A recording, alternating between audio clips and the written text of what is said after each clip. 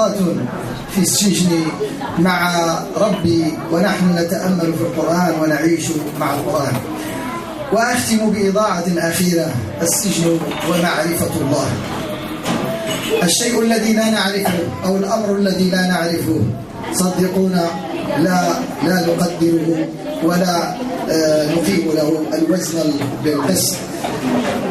الله سبحانه الرسول عليه الصلاة والسلام قال: إن لله 99 اسما من أحصاها دخل الجنة. الإحصاء ليس هو العد، ليس أن نقول هو الله الملك القدوس السلام المؤمن، ولكن أن ندرك معنى هذه الأسماء وأن ندرك دلالاتها وأن نرتب على هذا الفهم ما يلزم. أنا أقول لكم بعض أسماء الله الحسنى.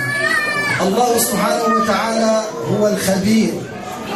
معنى الخبير أنه يرانا يسمعنا ولكن يعلم حقيقة ما يجري في نفوسنا.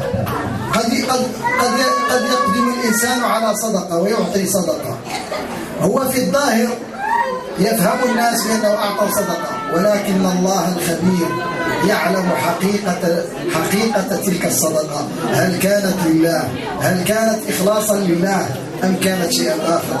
وصدقونا لو عشنا يوما، وأنا أدعوكم لهذا اليوم، عيشوا يوما واحدا وأنتم تتفكرون في اسم الله الخبير، والله لن تفعلوا عملا إلا عملا مخلصا لله سبحانه وتعالى، لأنه حين ذاك لا يمكن إلا أن تستحضروا الله سبحانه وتعالى الخبير الذي يعلم خائنة الأعين وما تخفي الصدور. وهناك أسماء الله سبحانه وتعالى الفضلى.